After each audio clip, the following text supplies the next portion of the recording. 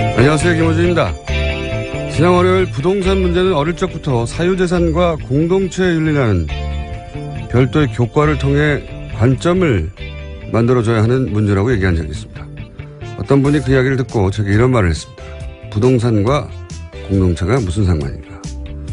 내가 부동산을 시작하는데 누가 돈을 보태준 것도 없고 그 집값을 올리기 위해 인테리어도 내가 했고 내 노력으로 내 돈으로 취득했고 세금까지 냈는데 내 재산을 놓고 나한테 아무런 도움도 준 적 없는 남의 상황을 왜 고려해야 하냐.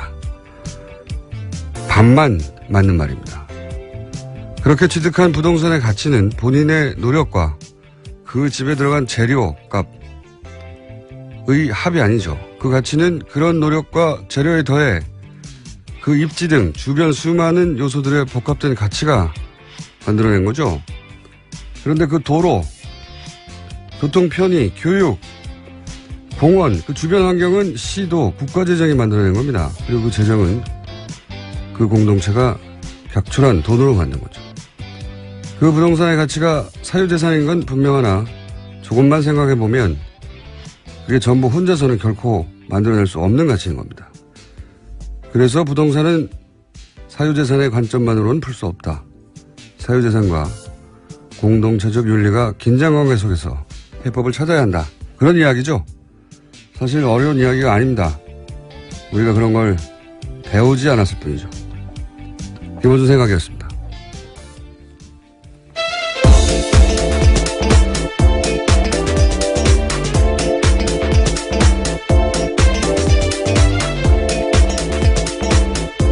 시사인의 김은기입니다. 자, 어제 정치적으로 큰 사건 하나, 예. 그리고 또 국정농단에서 큰 사건 하나, 두 가지가. 네, 서초동도 시끄럽고 네. 여의도도 시끄러웠습니다. 아, 좋은 표현이네요. 아, 그런가요? 네. 제가 한 말보다 훨씬 좋은 표현. 시사인 김은지 기자가 점점 방송에 적응해서 방송용 워딩을 훨씬 세련되게 내놓고 있습니다. 자, 첫 번째 뉴스는요. 네, 어제 안철수 전 국민의당 대표가 공식 사과했습니다. 제보 조작 사건이 드러난 지 16일 만인데요. 국민의당 대선 후보로서의 책임을 통감한다라고 밝혔습니다. 입장 발표가 늦어진 건 검찰 수사가 시작된 만큼 사실관계 확인을 하기 위해서였다라고 해명했습니다. 정계 은퇴 가능성을 묻는 질문에는 당을 위해 할 수 있는 일을 깊이 고민하겠다라면서 즉답을 피했습니다. 자, 잠깐 들어보겠습니다. 긴 내용이 아니었기 때문에 압축적으로. 저로서도 충격적인 일이었습니다. 이번 사건에 대한 정치적, 도의적 책임은 전적으로 후보였던 제게 있습니다. 원점에서 제 정치 인생을 돌아보며 자숙과 성찰의 시간을 갖겠습니다. 처음 마음을 되새기며 돌아보고 또 돌아보겠습니다. 핵심 내용은 이 정도 되는 건데, 뭐 내용은 그러니까 몰랐다. 예. 그리고 정치적 도의적 책임, 법적 책임은 없다는 거고. 좀 길게 쉬겠다는 얘기. 그리고 마지막으로 정치는 계속 하겠다는 얘기죠. 예.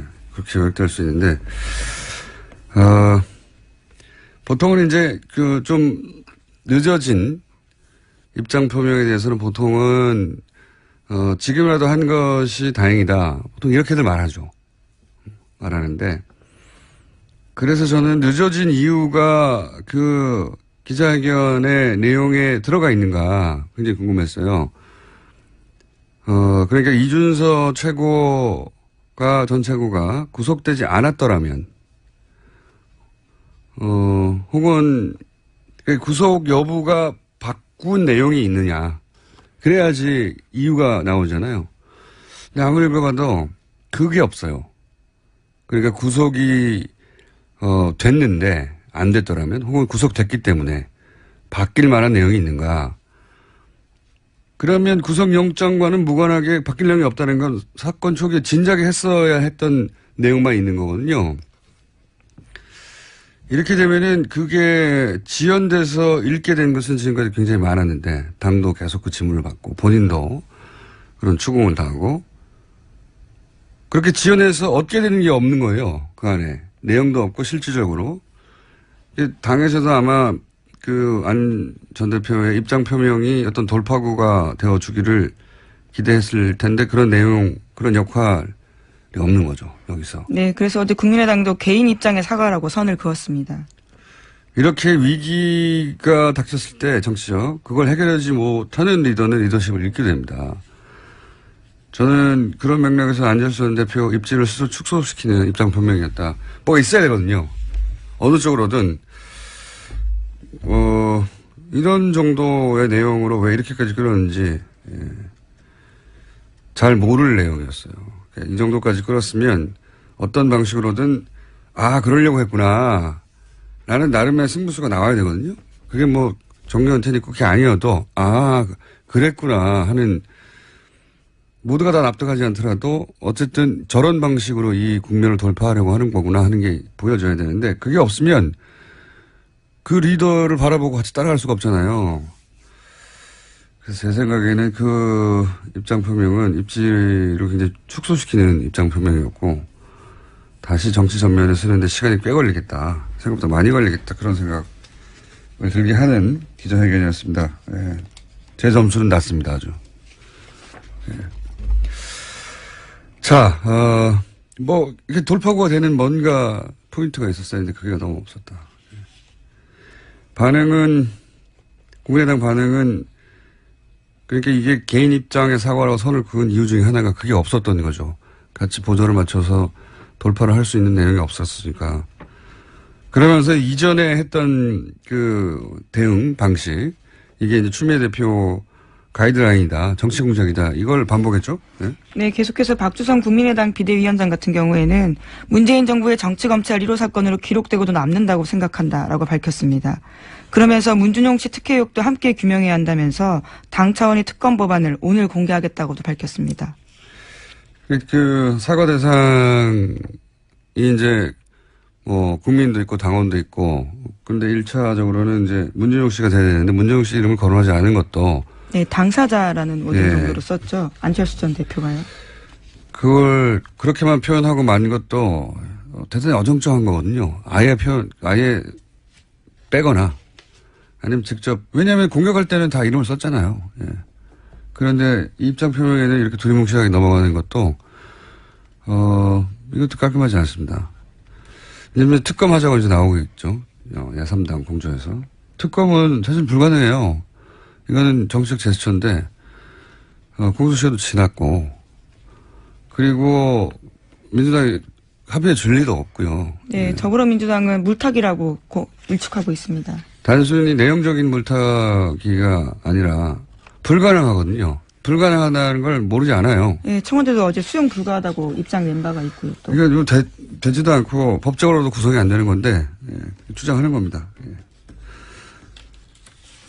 근데 이 대치 국면을 뭘로 풀 수 있을지 모르겠네요. 안철수 전 대표의 입장 표명이 하나의 변곡점이 될 거라고 많은 사람들이 특히 국민의당에서 기대했을 수 있는데, 이렇게 되면 안철수 전 대표의 당내 입지는 더 줄어든다. 관련 뉴스가 또 있나요? 네, 검찰의 칼날이 이제는 국민의당 윗선을 향하고 있습니다. 검찰은 이번 주 안에 공명선거 추진단 수석 부단장과 부단장이었던 김성호 전 의원과 김인원 변호사를 불러서 조사할 계획입니다. 이거 당연한 수순이 되어버렸죠. 이유미 씨에게서 이제 잘랐는데, 이게 최고인이었던 이준서 씨까지 가버렸기 때문에, 그리고 수사 과정에서 이런 게 밝혀졌지 않습니까? 5월 5일날 기자회견했는데 5월 6일날 이유미 씨가 사실상 제보자는 없는 거라고 이준서 전 최고위원에게 말을 했다는 거지 않습니까? 네, 그런데도 5월 7일에 또 기자회견을 했죠. 또 기자회견을 했어요. 근데 그 기자회견은 오히려 더 강하게 나갔죠. 예. 제보에 대한 의구심들이 있는데, 예. 전화 확인, 또 무슨 내용이 있었죠? 복수의 확인 등등의 표현으로 정반대로 나갔는데 어떻게 이렇게 정반대로 나갔냐. 예. 그 결정을, 그러니까 이준서 전 최고위원이 이유미 씨 이야기를 꿀꺽 혼자 삼키고 혼자 오히려 더 강하게 나간 건지, 아니면 그런 게 이유미 씨로부터 나왔는데도 불구하고 그 회의에서 공개됐는데 더 강하게 나갔는지 뭐 따져야 되는 게 당연한 수준이 됐습니다. 현재까지는. 자, 이게 여의도에서 어제 크게 있었던 사건이고요. 서초동에서 크게 있었던 사건. 네, 어제 정유라 씨가 이재용 삼성 부회장의 재판에 출석했습니다. 원래는 안 나가겠다라고 했었던 걸로 알려져 있었는데요. 갑자기 깜짝 나온 겁니다. 나와서 삼성의 승마 지원과 관련한 증언을 쏟아냈습니다. 먼저 최순실 씨로부터 들은 이야기를 계속 공개했는데요. 2015년 10월부터 타기 시작한 말 살시도의 소유권에 대해서 이야기했습니다. 삼성 소유였던 이 말에 대해서 최순실 씨가 내 것처럼 사면 된다라고 이야기했다라는 건데요. 굳이 돈 주고 살 필요 없다라는 이야기도 했다라고 인정했습니다. 또 삼성에서 혼자만 지원받은 것이 소문나면 시끄러워진다. 삼성이 말 이름 바꾸자고 하니 바꿔야 한다. 이런 최순실 씨의 말도 공개했습니다. 그런데 이제 최순실 씨 그리고 삼성 이재용 부회장 박근혜 전 대통령이 일관되게 부인했던 것들 여기서 정유라 씨에서는 다 부인된 거예요. 예, 그 말도 네 거야 돈 주고 살 필요가 뭐 있어 네 거야라고. 그리고 삼성에서 혼자만 지원받는다는 사실을 최순실 씨도 알고 정유라 씨도 알고 있었던 것이고. 예. 그리고 여기서 이제 말 스탁은 삼성은 모른다고 했죠. 네, 일관된 입장입니다. 예, 최순실 씨가 혼자 몰래 거죠. 주도했다는 건데 이 정유라 씨의 증언에 따르자면 이게 이제 삼성이 이 제안을 하고 주도했다는 그리고 말 바꾸기 전날 삼성과 최순실 씨가 따로 만났다는 것도 얘기가 들어있어서 전면적인 삼성 입장을 뒤집는 거죠. 네, 수혜 당사자가 거기에 대해서 사실이 아니다라고 이야기한 겁니다. 그리고 뭐 녹취 파일도 있다고 얘기도 했고, 그죠? 네, 증거 삼성 변호인단이 공격하니까요. 자기에게는 전화통화 녹음 파일도 있다라고 제출할 수 있다고도 이야기했습니다. 그러면서 그런 얘기가 나왔지 않습니까? 그 정유라 씨에서 작년 9월 그러니까 국정농단이 시작하는 초기죠, 초기. 네, 한겨레가 첫 보도를 9월 20일에 했거든요. 네. 그리고 말 관련된 보도가 9월 23일에 나왔습니다. 경향신문을 통해서요. 거의 첫 말과 관련된 보도는 경향신문을 통해서 많이 나왔는데 거의 첫 보도입니다, 이게. 첫 번째인데 그러니까 정유라 씨에게 말을 지원한 거 아니냐는 의혹이 등장을 한 첫 시기인데 정유라 씨 얘기로는 그 보도 있기 전에 네, 이미 그 전이라는 거죠. 네, 전에 삼성에서 앞으로 시끄러질 것 같으니까 말을 바꾸라는 얘기를 최순실 씨에게 삼성이 했다는 거잖아요, 삼성이. 네, 그 이야기를 자기가 또 들었다라는 거고요. 그리고 또 이제 그 이후에 이제 본격적인 말 세탁, 말 중개상을 통해 가지고 삼성 말을 주고 더 비싼 말을 최순실 씨가 돈을 내지 않고 가져가고. 근데 그때 발생한 차액, 그걸 누가 내느냐? 그거를 엿볼 수 있는 새로운 사실이 나왔어요. 정유라 씨에 의하면 말 중개상한테 들었다는 얘기죠. 말 중개상이 삼성에서 차액을 받아야 하는데 안 준다고 지금 불만을 토로했다는 거 아닙니까? 네, 그 중개상 같은 경우에는요. 삼성에서 돈 필요한데 왜 안 주냐라는 이야기를 자기가 직접 들었다고 이야기했습니다. 그러니까요. 말 교환의 차액을 이전까지 특검에 주장했던 것은 그 차액을 최순실 씨가 주고 그 차액만 주고 말을 가져갔다는 게 특검의 파악 내용이었어요. 그런데 정유라 씨의 지금 주장은 말 중개상은 그 돈을 삼성으로부터 받는 것으로 알고 있었다는 거죠. 그러니까 차액도 최순실 씨가 내는 게 아니었다는 새로운 사실이 이게 사실이라면 정유라 씨에 의해서 주장된 거죠. 당사자에 의해서. 네. 어제 특검이 이렇게 물었습니다. 삼성이 차액을 안 보내줘서 당사자가 짜증낸 적 있느냐라고 물어보니까 안드레아스, 그러니까 승마 코치이자 말 교환했던 사람이 영어로 삼성 needs to pay me, 그러니까 삼성이 내게 돈을 줘야 한다라고 말했던 기억이 난다라고 이야기했습니다. 뭐 이게 나중에 최종적으로 최순실 씨가 자기 주머니에서 돈을 꺼내줬는지 아니면 이 돈조차 돌려서 받아서 줬는지 아니면 삼성이 줬는지 그건 모르겠어요. 모르겠지만 애초 말이 되기로는 말 중개상 말이 두 번 나오네요. 예, 앞에 말은 이야기가 되기로는 말 중개상은 그 차액도 삼성으로부터 받는 걸로 알고 있었다는 거죠. 예. 처음 나온 내용입니다. 그리고 재밌는 것은 말을 바꾸기 전에 자신의 승마 코치죠. 예. 코치이자 첫 번째 돈을 받는 그 창구가 됐던 코어 스포츠 그 이전 전신인 비덱 스포츠의 대표까지 했던 캄플라데라는 사람한테서 말 바꾸기 전날 삼성전자 임원 2명과 엄마가 만났다. 예. 말 관련된 얘기, 말 교환에 관련된 얘기가 아니겠는가, 뭐 이런 추정인데, 재밌는 것은 이게 그 통화 내용 녹음 파일이 있다는 겁니다. 예, 녹취, 물증이 있다라는 거죠. 자기 말을 증명할 수 있는. 그러니까 딸이 자신의 승마 코치한테서 엄마가 이런 일을 했다라고 하는 증언을 그때는 증언이라고 할 수 있을지 없을지 모르는 상태인데 굳이 녹음해 놨다는 거잖아요. 예.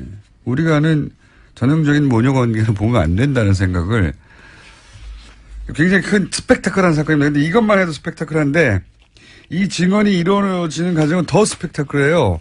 네, 그렇죠. 엄청납니다. 예, 증인 출석 놓고 정유라 씨와 변호인단에서 다른 이야기를 했는데요. 변호인단은 박영수 특별검사팀의 강요나 회유로 정유라 씨 증인 출석이 이루어졌다라고 주장하고 있습니다. 하지만 정유라 씨는 어제 법정 나와서요. 나오기 힘든 건 사실이었지만 나와야 된다고 생각해서 나왔다라고 말했습니다. 그러면서 자기가 여기 나오는데 여러 만류가 있었던 건 사실이라고 밝히기도 했습니다. 이게 진짜 있을 수 없는 일이거든요. 변호인이 불출석 사유서를 냈어요. 나갈 필요가 없는 겁니다. 근데 당사자가 여러 만류, 그러니까 만류는 아마 변호인들 또 이 만류하는 사람들이 들어가는 걸로 수정이 되는 게 변호인과 사전 상의 없이 출석해 버렸다는 거잖아요. 변호인은 출석할 필요가 없다고 만류하고 있는데 그것도 드문 일인데 더 드문 일은 변호인들 모르게 새벽에 특검에 연락해서 그 차를 타고 갔다는 거 아닙니까? 예. 그렇죠. 이상한 일이고요. 매우. 이에 관련해서 이제 최순실 정유라 씨 동시 변호하는 오태희 변호사는 그런 말을 했다고요. 정유라가 살모사 같은 행동을 한다. 이건 단순 독설이 아닌 게 그리고 장시호보다 더하다. 예, 어제 법정에서 그런 식의 이야기를 했다라는 거죠. 살면서 엄마 죽이는 뱀이거든요. 물론 잘못된 상식에 의해서 만들어진 이름이지만 의미한 말은 엄마를 죽인다는 거예요. 실제 이 증언이 이재용 부회장에게도 불리하고 최순실 엄마에게도 불리하고 박근혜 전 대통령 모두 다 불리하죠. 예, 불리한데 엄마 딸을 같이 변호하는 변호인들이 하는 말이니까 의미는 당연히 그거죠. 엄마를 죽이는 거라고. 예. 의대인을 이렇게까지 살모사라고 마음에 안 들면 변호인 사퇴하고 말지 이렇게 표현하는 경우도 없어요.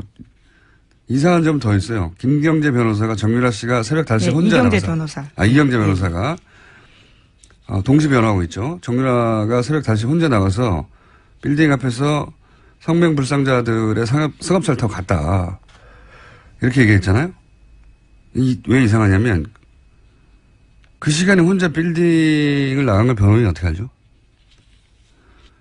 새벽 그걸 알려면 24시간 정유라를 감시하고 있거나 아니면 사라진 걸 알고 새벽 5시 CCTV 그 주변 CCTV를 확인해야 돼요. 변호사가 할 수 있는 일이 아니잖아요. 저는 이렇게 사라졌다는 걸 아는 것도 이상하고요. 예, 이상한 점이 되게 많아요. 근데 이제 왜 그랬을까? 왜냐면 재판정에서 굉장히 주시한 뉴스입니다. 스펙타클하고 너무 재밌는 뉴스입니다. 사실은. 국정농단 관련해서 이런 정도의 스펙타클한, 장면이 법정에서 벌어진 건 처음이에요. 근데 이제 저는 이런 일이 벌어진 게 아닌가 추정하는 바. 제가 오랫동안 이 가족을 바라보며 연구한 결과 추정하는 바는 뭐냐면 일단 우선 이재용 부회장에 좋은 것이 박근혜 전 대통령과 최순실에게 좋은 것이 맞아요. 서로. 네, 뇌물이라는 건 기본적으로 그렇죠. 그렇게 얽혀 있죠. 셋 모두가 뇌물이 아닌 것으로 판결해야 좋단 말이죠. 그러나 과연 정유라에게도 좋은 것인가. 이 지점에서 첫 번째 엇갈렸어요. 이해관계가 다르다란 말씀이시죠. 그렇죠. 엄마와 딸은 무조건 이해관계가 같을 것 같지만 이 특정 사안에 대해서는 다른 거거든요.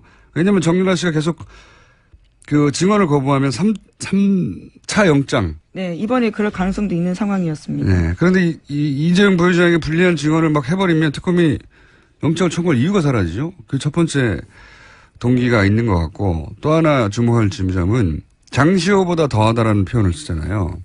장시호 씨가 이제 특검에 이제 그 협조를 했었기 때문인데, 그래서 이제 장시호 씨의 역할을 추정해 볼 수 있죠, 여기서.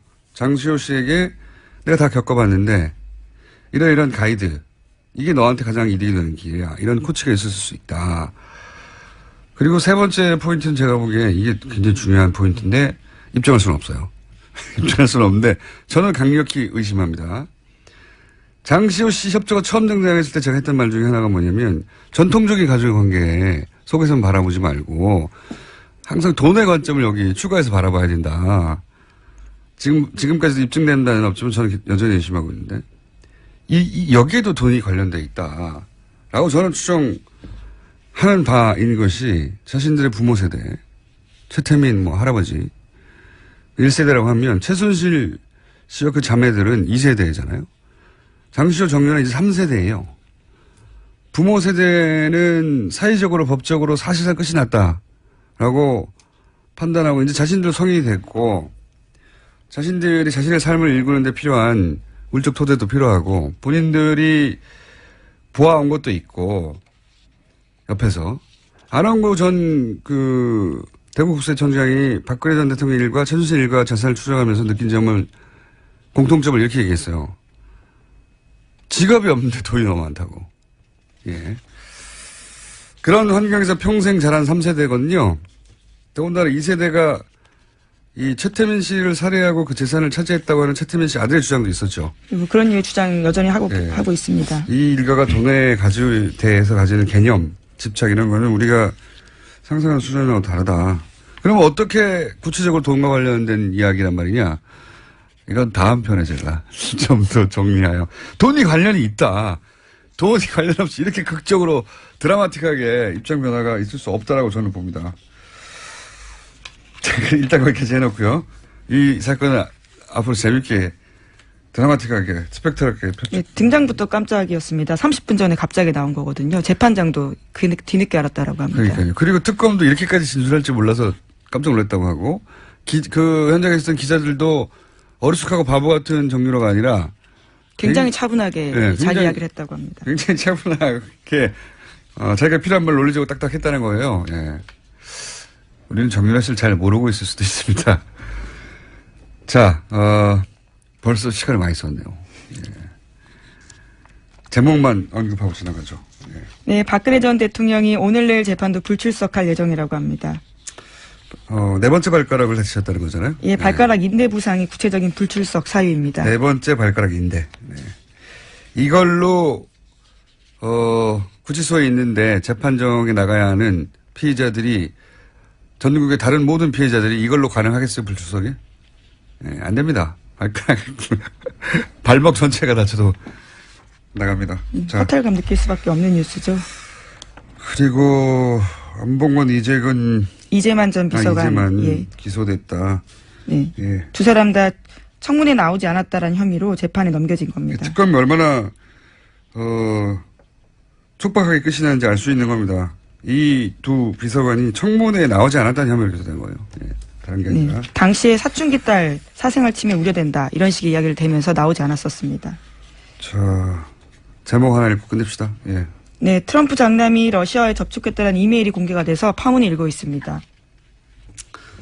이 사건도 재밌는 사건입니다. 이게 우리랑 비교하자면 지난 대선에서 예를 들어서 일본의 정보국이 문재인 대통령을 낙선시키려는 목적으로 어떤 정보를 예를 들면 홍준표 후보에게 준다고 정보를 주겠다라고 하는 주겠다고 거죠. 해서 그거를 받은 걸로 추정이 되는데 실제로 홍준표 대표가 당선이 돼버린 뭐 이런 사건입니다. 비유하자면 그런 거죠. 예, 비유하자면 말도 안 되는 사건인 거죠. 그런 게 지금 미국에서 벌어졌고 그 이면이 나온 겁니다. 네, 그래서 미국 하원에서 트럼프 탄핵안이 처음으로 발의됐다라고 합니다. 참네. 지금까지 시사인의 김은지였습니다. 감사합니다. 자, 굉장히 오랜만에 방송에 나오시는 분입니다. 그리고 아마도 많은 분들이, 많은 기자들이 인터뷰나 방송 섭외를 했을 텐데 그동안 전혀 등장하지 않았던 장제원 의원이 나오셨습니다. 안녕하십니까. 안녕하십니까. 반갑습니다. 장제원 의원. 왜 또 안 나오는 사람 불러가지고 그러세요? 저희가 인터뷰를 좀 굉장히 오랫동안 해왔습니다. 네. 해왔는데 최근에 이제 자유한국당에 대해서 혁신이라는 이름으로 극우화가 되고 있는 것 같다. 이런 발언을 하시면서 홍준표 대표와 설전을 벌이고 계시고 그래서 다시 한번 저희가 섭외 요청을 했는데 조건을 한 가지로 달고 나오셨어요. 뭐냐면 좋다. 첫 인터뷰는 뉴스공장에 나가겠는데 세타령만은 아니 노래는 틀지 마세요. 세타령만은 틀지 말아달라고 해서. 아니 세타령이 아니라 다른 노래도 틀지 마세요. 아니 이제 저희가 처음에 듣기로는 세타령을 틀지 말라고. 아니 노래를 틀면 네. 제가 정말 지금 당에서 해야 될 일이 많거든요. 네. 그래서 저희가 이렇게 정치인이 희화화돼 버리면 그것이 딱지가 딱 붙게 되면 힘들어요 지금. 지금은 당이 혁신을 해야 되고 많은 의원들과 함께 해야 되는데 그 동력이 사라져요. 그래서 저희가 네. 그런 서정적 그런 세타령 같은 희화되는 아니, 음악 그거 안 돼요. 서정적인 아니 음악을 안 돼요. 아니, 노래는 틀지 마시고 잠깐만 들어보시죠. 안 돼요. 그건 안 되고요. 한 번만 들어보시죠. 왜냐하면 그렇게 되면 그 노래가 이제 타이틀곡이 돼요. 타이틀곡이 되면 그 노래에 따라서 제가 희화화되는 정치인이 되기 때문에 네. 지금 당에 굉장히 지금 중요한 노선 문제가 있거든요. 네. 당의 정체성 이념 노선은 정말 가장 중요한 겁니다. 이 개혁 과정에서. 그렇기 때문에 그런 것들을 할 수 있도록. 그러면 이렇게 네. 타협을 보죠. 왜냐하면 저희는 이제 묻지 않고 당연히 트는데 요 한 구절만 들어보고 절대 앞으로는. 아니 근데 한 구절 나가도 네. 이거는 이제 편집이 돼가지고 네. 온 인터넷 공간을 돌기 때문에. 황금박쥐 이런 거 세타령 이런 거 아니거든요. 그거는 오늘은 좀 삼가해 주십시오. 그러면 제가 끝날 무렵에 중요한 얘기 다 끝나고 나서 그건 또 의논해 보자고요. 아니 저희도 심혈을 기울여서 준비한 그 등장 음악이기 때문에 이게 세타령이나 또는 뭐 무슨 황금박쥐처럼 경박하고 이런 게 아니거든요. 어쨌든 제가 지금 전개되는 서정적이고 가슴에 와닿고 촉촉해지는 음악인데. 어쨌든 저의 각오를 좀 먼저 밝히면요. 잠깐만요. 그 전에 각오 전에 네. 탈당을 결정적. 왜냐하면 저희는 탈당 마지막 순간까지도 네. 마지막 순간까지도 이게 아니다. 이게 다시 되돌아가야 할지 모른다는 고민을 하셨다는 걸 알고 있어요. 그렇습니다. 네. 최후의 순간까지도 돌아갈 거의 직전까지 가신 것을 제가 알고 있는데 왜 돌아가지 않았는지를 모르겠어요. 왜냐하면 그때부터는 연락이 끊겼기 때문에. 네. 네. 왜? 근데 이제 제가 자유한국당으로 다시 가고 또 간 상황에서 다시 고민한 지점 그런 지점들을 지금 또 얘기하는 건 좀 부적절하다고 보고요. 그래도 얘기 한번 어쨌든 간에 네. 한번 제가 하셔야죠. 지금까지 저의 결정, 그 자유한국당으로 복당한 결정에 대해서 지금까지 전개되는 상황을 보게 되면 제 정치 인생뿐만 아니고 제 삶 전체에서 가장 잘못된 결정을 했다라고 생각을 합니다. 자유한국당에 들어간 것이. 그렇습니다. 지금까지는 그래요. 네, 지금까지는 그런데 다만 후회하는 정도가 아니라 그렇습니다. 정치 인생 전체에서 그렇습니다. 정치를 떠나서 인생 전체에서 어점이라고 생각을 해요. 잘못된 결정이었다고. 네. 그런데 근데 마지막 순간에 왜 그렇게 했는지는 나중에 제가 다시 네, 여쭤볼게요. 그런데 네. 그러한 결정이 보수 대통합이라든지 또는 보수 개혁이라는 결론을 도출한다면 다행이고요. 결과적으로 다행이고요. 네. 그것이 안 된다 그러면 저는 그 결정에 대한 정치적 저는 책임을 질 겁니다. 그런 각오로 있습니다. 그런 얘기는 이제 국회의원 그만하고. 글쎄 이제 그거에 대해서는 안철수 대표도 대충 얘기했는데 저는 이게 더 수위가 높지 않나요? 어쨌든 우리 지역 주민들한테 피해가 지난 방향에서 네. 불출마합니까? 만약에 보수 대통합 혹은 네. 이 보수가 잘못된 방향으로 가고 있다라는 확인, 네. 확신이 들면 저는 정치적 결단을 할 겁니다. 그러니까 바른정당과 어떤 형식으로도 대통합을 이뤄내지 못하거나. 도통합이든 소통합이든 간에 네, 이뤄내지 못하거나. 보수가 통합을 해서 함께 간 기반을 마련하고 또 보수가 합리적 보수 또 개혁적 보수의 모습으로 일정 부분 전혀 가망성이 없다. 내 결정은 정말 그야말로 이거는 참혹한 결정이었다고 결심이 드는 순간 그것이 시기에 관계없이 저는 정치적 결단을 할 것이고 그것은 단 우리 지역 주민 저를 무소속으로 뽑아준 우리 지역 주민한테 피해를 안 줘야 된다. 그 사이에서 제가 정치적 결단을 할 것이고 피해를 안 줘야 되는 그런 제가 어떤 결심을 가지고 결기를 가지고 임하고 있다는 말씀을 드립니다. 구체적으로 그럼 불출마를 할 수도 있다는 얘기인가요? 그래서 그거까지는 어떤 방식이 될지 그 책임이 어떤 방식이 될지는 네. 안철수 대표도 대충 뭉개고 갔는데 이 정도 안철수 얘기하면 대표는 이제 내려놓을 대표도 없고 사퇴할 의원직도 없잖아요. 근데 의원님은 사퇴 의원직도 있고. 그런가요? 예. 안철수 대표가 내려놓은 게 더 많지 않나요?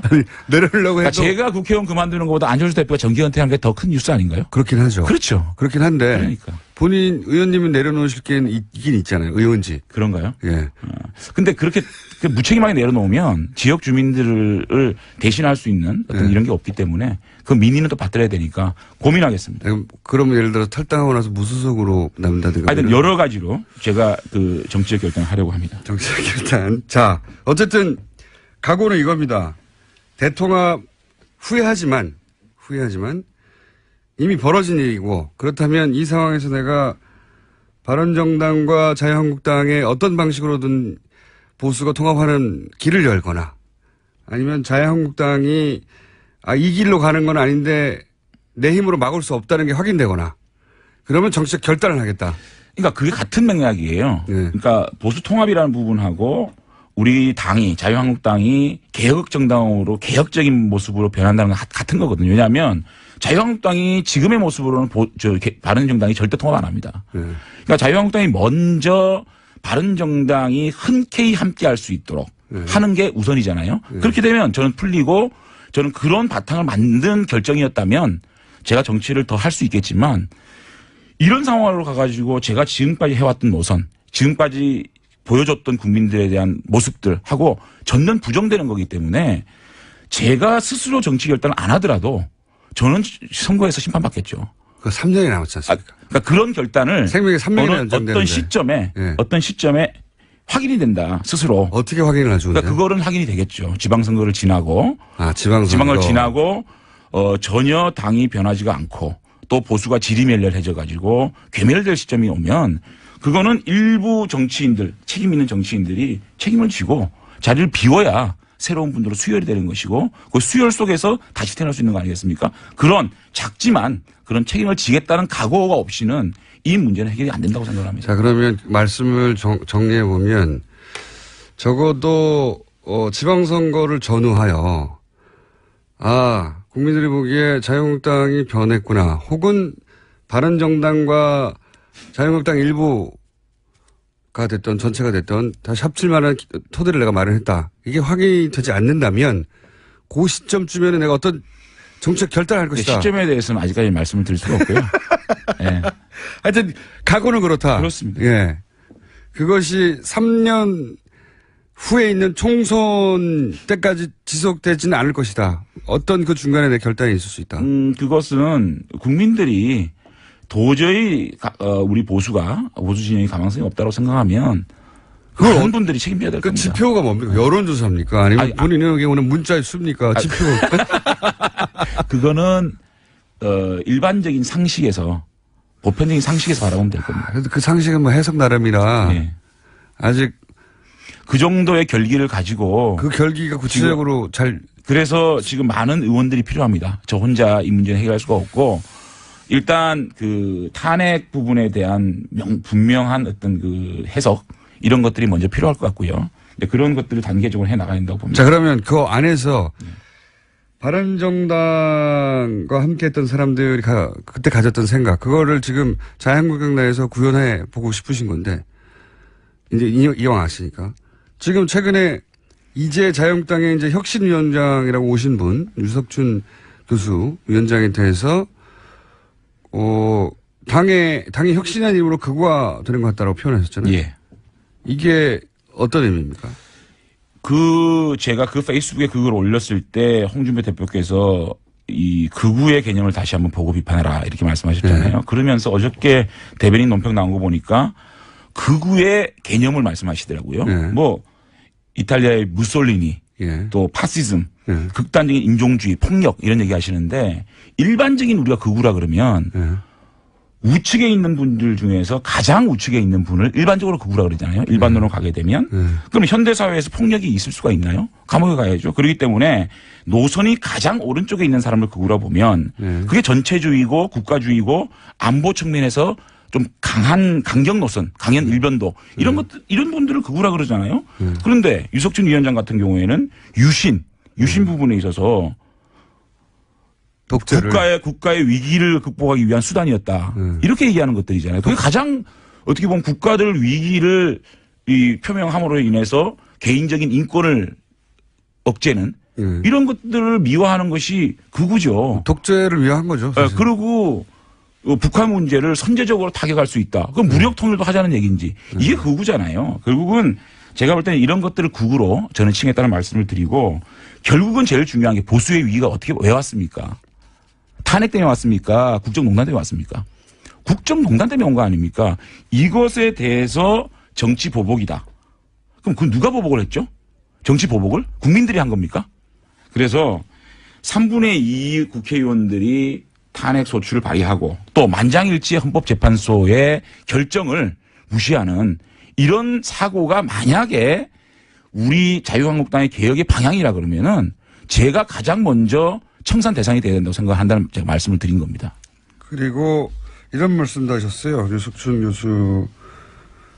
본인이 태극기 집회에 참석을 하였고 태극기 집회는 의병이었다라고 표현하셨어요. 의병. 예, 태극기 집회가 의병이면 촛불 집회는 오랑캐가 되는 겁니다.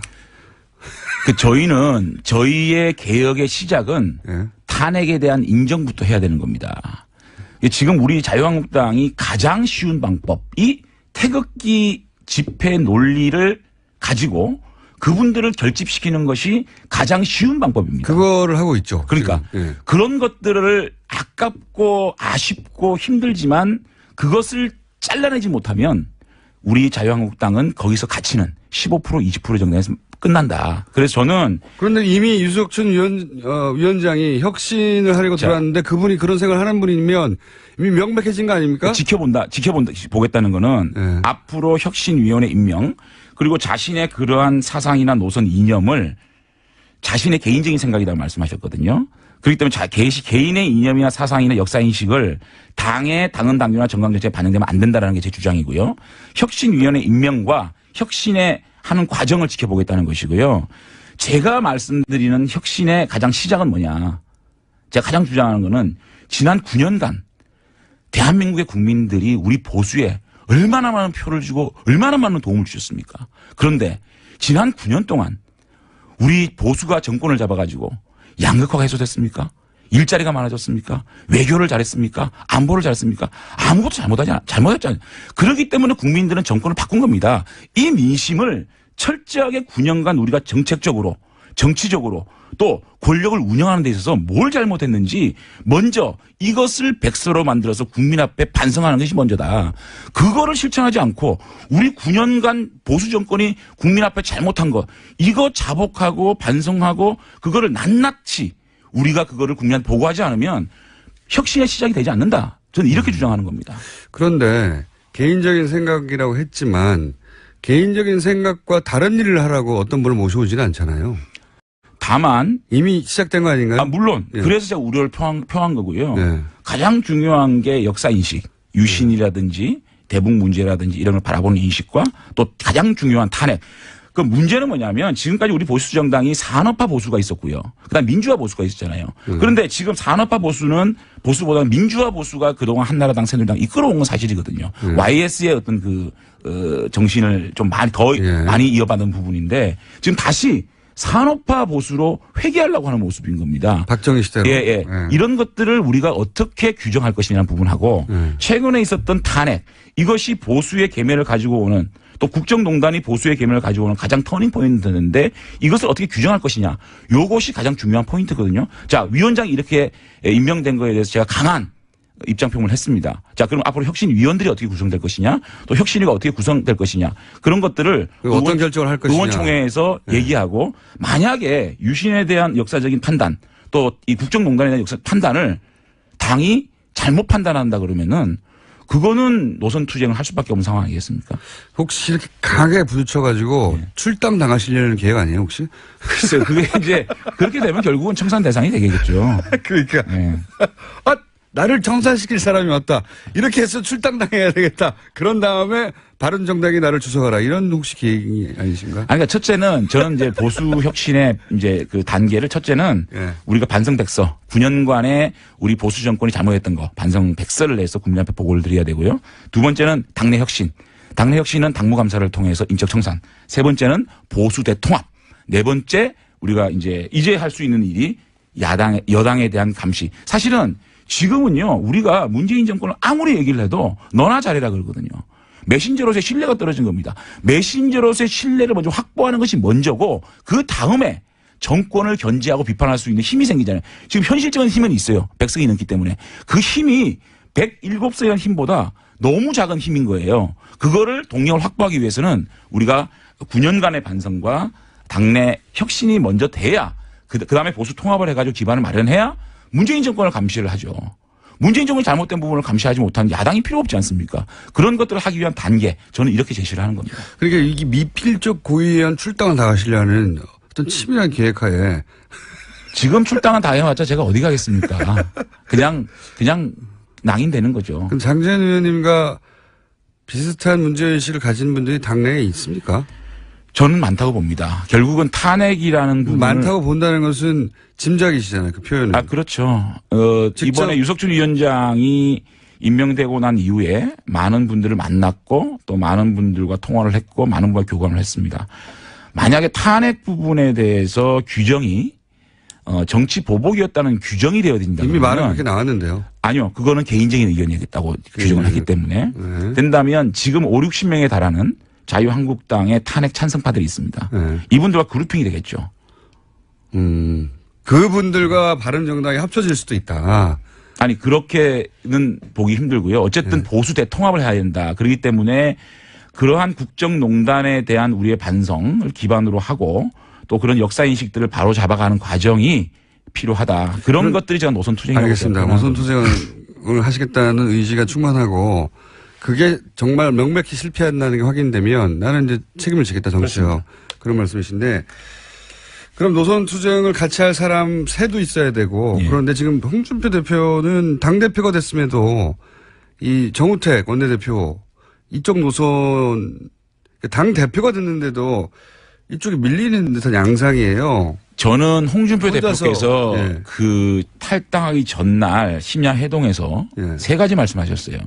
첫째는 자신이 하고자 하는 정부는 박근혜 정부의 2기가 아니다. 홍준표 정부다. 두 번째는 바른정당의 선수들이 다 있다. 여러분들이 와서 도와주면 보수 정권을 만들 수가 있겠다. 세 번째는 여러분들이 하고자 하는 보수개혁 나랑 함께 하자. 이런 3가지 말씀하셨거든요.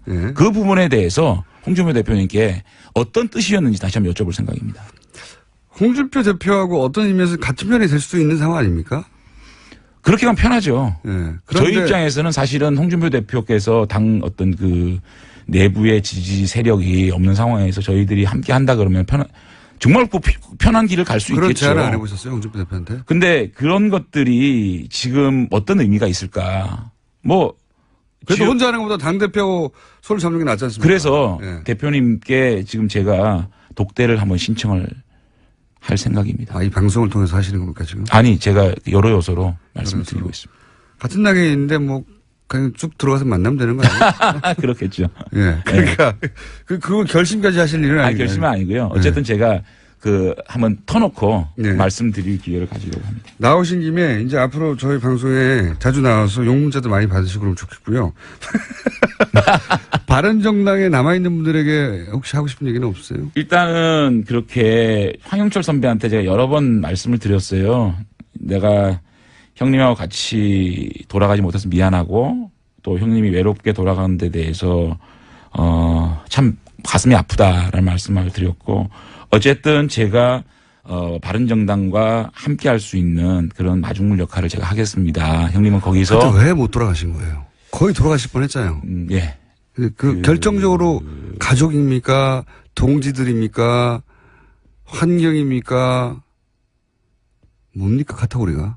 결정적으로 못 돌아가는 제가 사실은 이제 탈당 기자회견하고 한 밤에 문자를 받았어요. 문자를 받았는데 고등학생인지 의원님을 정말 좋아했는데 실망이다, 뭐 그런 거. 실망이다. 뭐 그런 여러 가지 문자를 받고 영철이한테 전화를 했어요. 황영철 선배한테. 형님, 우리는 아니지 않느냐.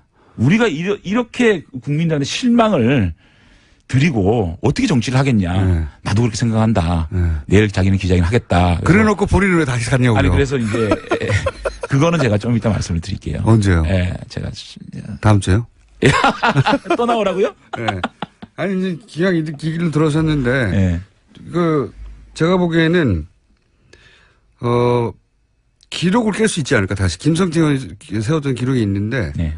그것만큼은 안 돼도 어쨌든 지금 막 옵니까? 아니, 예상보다 적게 와요. 네. 지금 굉장히 잘하셨다는 거죠. 아, 그래요? 예. 아니, 근데 저는, 제가 정직하게 얘기를 해서 이렇게 사랑을 받고 있는 정치인인지 몰랐어요. 아, 정말 제가 이거 오바가 아니고요. 저는 사실은 솔직히 말하면 제일 먼저 김성태 선배가 욕을 제일 많이 먹을 줄 알았고, 네. 그 다음에는 권성동 의원인 줄 알았는데, 네. 실검이 제가 1위더라고요. 네. 그래서 저한테 비난이 제일 많이 쏟아지더라고요. 그래서, 내가. 서정적으로 끝내보겠습니다. 네. 서정적으로. 그러니까 제가, 이렇게 그동안 많은 관심을 받아주셨는데, 제가 이렇게 실망을 드렸구나라는 마음을 가지고, 앞으로 좀 더 결기 있고, 좋은 모습으로 정치를 해야 되겠다는 생각을 합니다.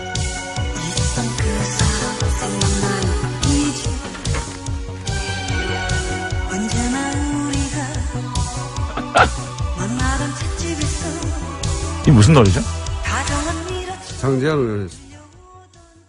그러니까 이제 최순실 씨 그리고 삼성 이재용 부회장 박근혜 전 대통령이 일관되게 부인했던 것들 여기서 정유라 씨에서는 다 부인된 거예요. 예. 그 말도 네 거야 돈 주고 살 필요가 뭐 있어 네 거야라고. 그리고 삼성에서 혼자만 지원받는다는 사실을 최순실 씨도 알고 정유라 씨도 알고 있었던 것이고. 예. 그리고 여기서 이제 말스탁은 삼성은 모른다고 했죠. 네, 일관된 입장입니다. 예. 최순실 씨가 혼자 몰래 거죠. 주도했다는 건데 이 정유라 씨의 증언에 따르자면 이게 이제 삼성이 이 제안을 하고 주도했다는 그리고 말 바꾸기 전날 삼성과 최순실 씨가 따로 만났다는 것도 얘기가 들어있어서 전면적인 삼성 입장을 뒤집는 거죠. 네, 수혜 당사자가 거기에 대해서 사실이 아니다라고 이야기한 겁니다. 그리고 뭐 녹취 파일도 있다고 얘기도 했고, 그죠? 네, 증거 삼성 변호인단이 공격하니까요. 자기에게는 전화통화 녹음 파일도 있다라고 제출할 수 있다고도 이야기했습니다.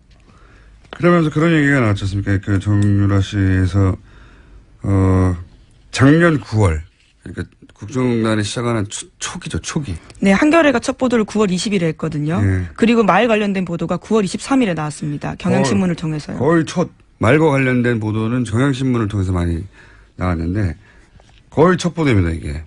첫 번째인데 그러니까 정유라 씨에게 말을 지원한 거 아니냐는 의혹이 등장을 한 첫 시기인데 정유라 씨 얘기로는 그 보도 있기 전에 네, 이미 그 전이라는 거죠. 네, 전에 삼성에서 앞으로 시끄러질 것 같으니까 말을 바꾸라는 얘기를 최순실 씨에게 삼성이 했다는 거잖아요, 삼성이. 네, 그 이야기를 자기가 또 들었다라는 거고요. 그리고 또 이제 그 이후에 이제 본격적인 말 세탁, 말 중개상을 통해 가지고 삼성 말을 주고 더 비싼 말을 최순실 씨가 돈을 내지 않고 가져가고. 근데 그때 발생한 차액, 그걸 누가 내느냐? 그거를 엿볼 수 있는 새로운 사실이 나왔어요. 정유라 씨에 의하면 말 중개상한테 들었다는 얘기죠.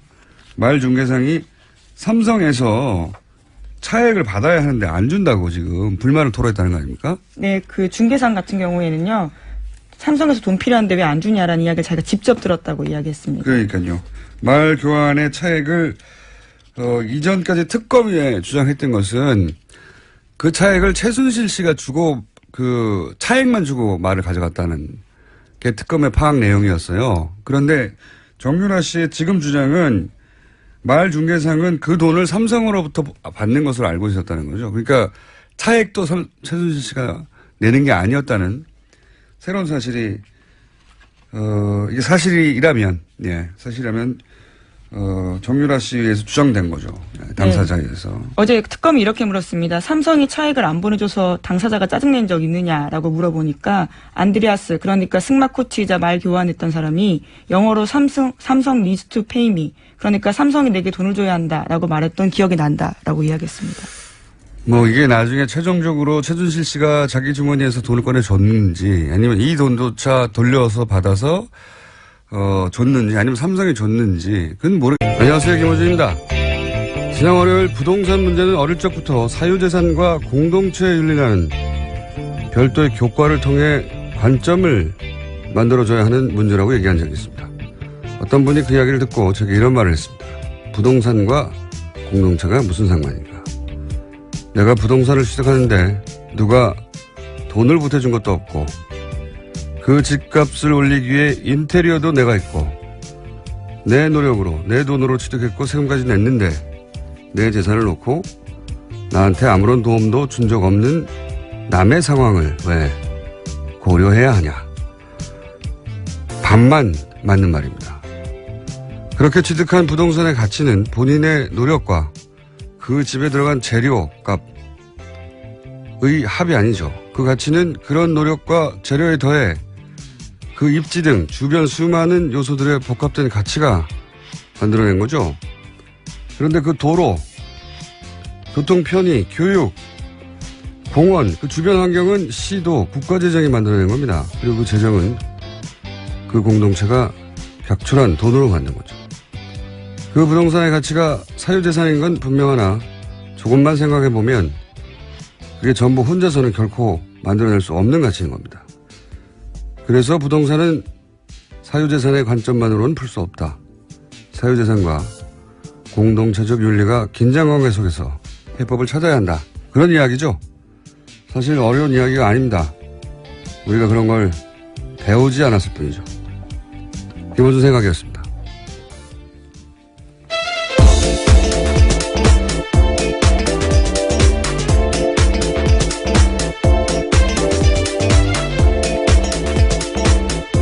시사인의 김은기입니다.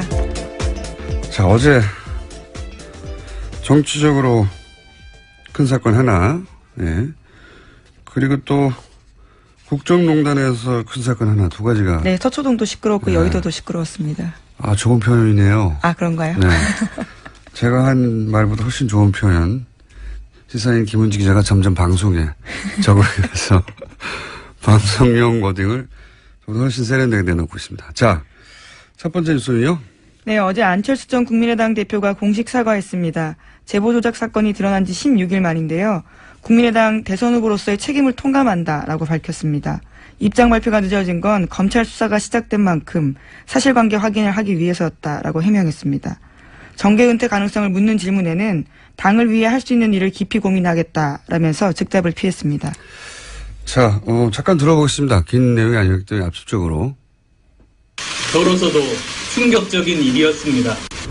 이번 사건에 대한 정치적, 도의적 책임은 전적으로 후보였던 제게 있습니다.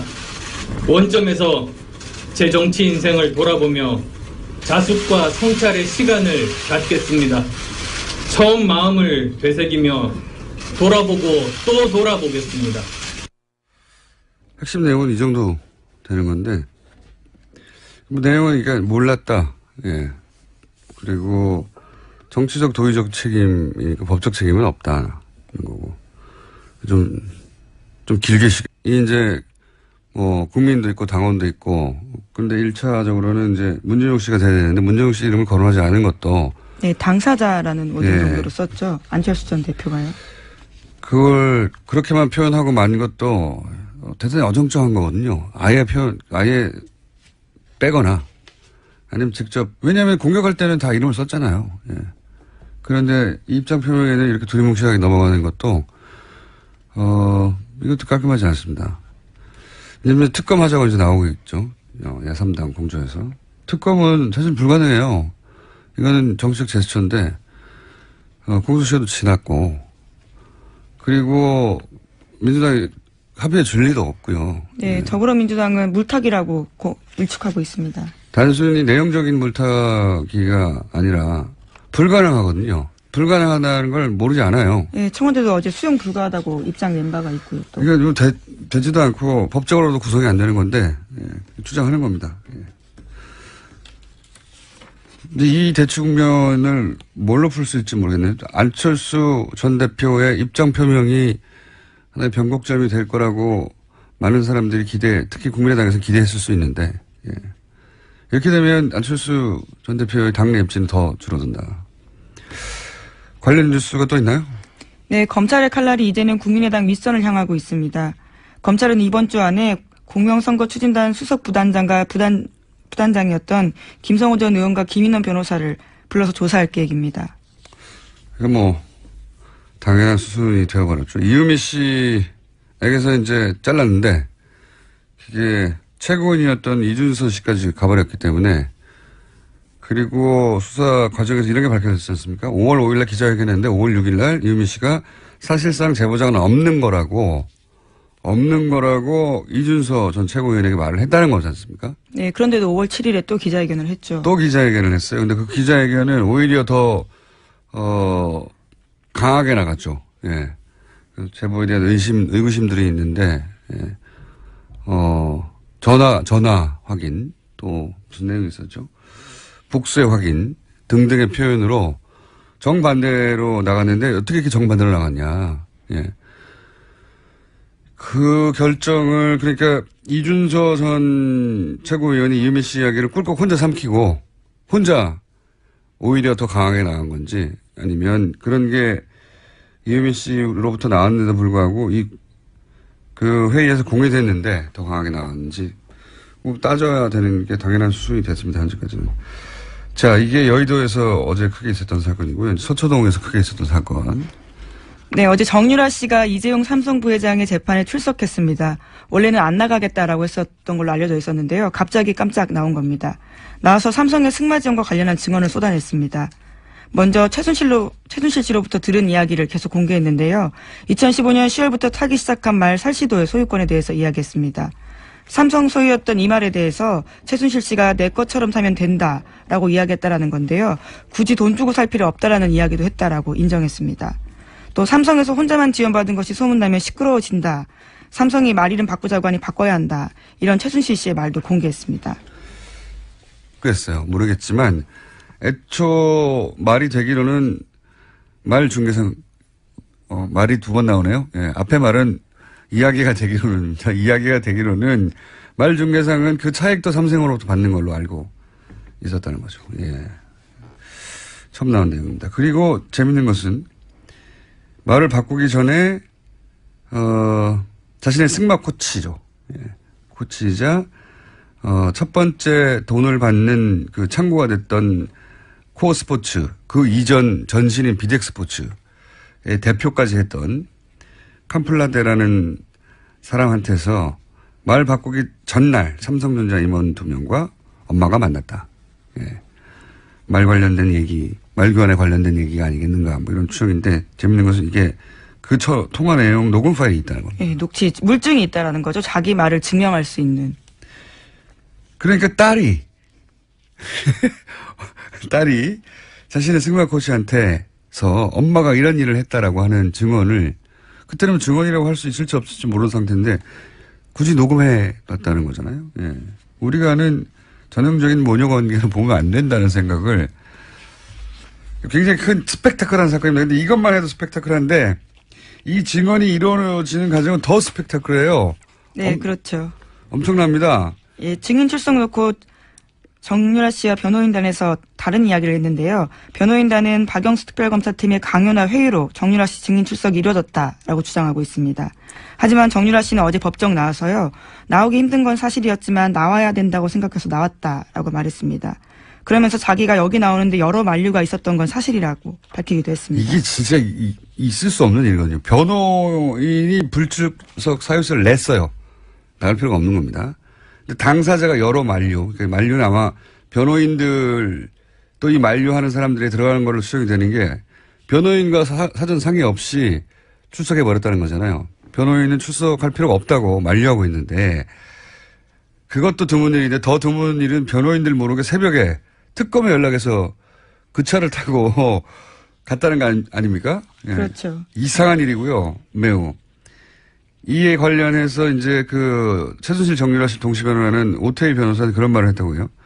정유라가 살모사 같은 행동을 한다.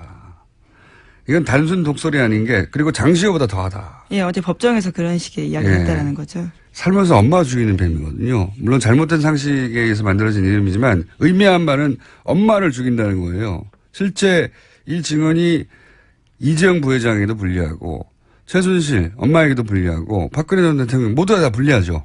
예, 불리한데 엄마, 딸을 같이 변하는 변호인들이 하는 말이니까 의미는 당연히 그거죠. 엄마를 죽이는 거라고. 예. 의대인을 이렇게까지 살모사라고 마음에 안 들면 변호인 사퇴하고 말지 이렇게 표현하는 경우도 없어요. 이상한 점 더 있어요. 김경재 변호사가 정유라 씨가 새벽 5시 혼자 이경재 나가서. 변호사. 이경재 변호사가 동시 변호하고 있죠. 정유라가 새벽 5시 혼자 나가서 빌딩 앞에서 성명불상자들의 승합차를 타고 갔다. 이렇게 얘기했잖아요. 왜 이상하냐면 그 시간에 혼자 빌딩에 있다는 얘기. 그리고 마지막으로 정치는 계속 하겠다는 얘기죠. 예. 그렇게 요약될 수 있는데, 보통은 이제 좀 늦어진 입장 표명에 대해서는 보통은, 지금이라도 한 것이 다행이다. 보통 이렇게들 말하는데, 그래서 저는 늦어진 이유가 그 기자회견의 내용에 들어가 있는가 굉장히 궁금했어요. 그러니까 이준서 전 최고가 구속되지 않았더라면, 혹은 구속 여부가 바꾼 내용이 있느냐. 그래야지 이유가 나오잖아요. 근데 아무리 봐도 그게 없어요. 그러니까 구속이, 됐는데 안 됐더라면, 혹은 구속됐기 때문에 바뀔 만한 내용이 있는가. 그러면 구속영장과는 무관하게 바뀔 내용이 없다는 건 사건 초기에 진작에 했어야 했던 내용만 있는 거거든요. 이렇게 되면은 그게 지연돼서 읽게 된 것은 지금까지 굉장히 많았는데, 당도 계속 그 지문을 받고, 본인도 그런 추궁을 당하고, 그렇게 지연해서 얻게 되는 게 없는 거예요. 그 안에. 내용도 없고, 실질적으로. 당에서도 아마 안 전 대표의 입장 표명이 어떤 돌파구가 되어 주기를 기대했을 텐데 그런 내용, 그런 역할이 없는 거죠, 여기서. 네, 그래서 어제 국민의당도 개인 입장의 사과라고 선을 그었습니다. 이렇게 위기가 닥쳤을 때 정치적, 그걸 해결하지 못하는 리더는 리더십을 잃게 됩니다. 저는 그런 맥락에서 안철수 전 대표 입지를 스스로 축소시키는 입장 표명이었다. 뭐가 있어야 되거든요. 어느 쪽으로든. 이런 정도의 내용으로 왜 이렇게까지 끌었는지, 잘 모를 내용이었어요. 이 정도까지 끌었으면 어떤 방식으로든, 그러려고 했구나. 라는 나름의 승부수가 나와야 되거든요. 그게 정리한테니 그게 아니어도, 그랬구나 하는, 모두가 다 납득하지 않더라도 어쨌든 저런 방식으로 이 국면을 돌파하려고 하는 거구나 하는 게 보여져야 되는데 그게 없으면 그 리더를 바라보고 같이 따라갈 수가 없잖아요. 그래서 제 생각에는 그 입장 표명은 입지를 굉장히 축소시키는 입장 표명이었고 다시 정치 전면에 서는데 시간이 꽤 걸리겠다. 생각보다 많이 걸리겠다. 그런 생각을 들게 하는 기자회견이었습니다. 예. 제 점수는 낮습니다. 아주. 예. 자, 이렇게 돌파구가 되는 뭔가 포인트가 있었어야 했는데 그게 너무 없었다.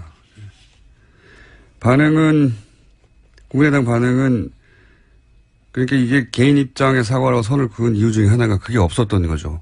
같이 보조를 맞춰서 돌파를 할 수 있는 내용이 없었으니까. 그러면서 이전에 했던 그 대응 방식, 이게 이제 추미애 대표 가이드라인이다. 정치 공작이다. 이걸 반복했죠? 네? 네, 계속해서 박주선 국민의당 비대위원장 같은 경우에는 문재인 정부의 정치검찰 1호 사건으로 기록되고도 남는다고 생각한다라고 밝혔습니다. 그러면서 문준용 씨 특혜 의혹도 함께 규명해야 한다면서 당 차원의 특검 법안을 오늘 공개하겠다고도 밝혔습니다. 그 사과 대상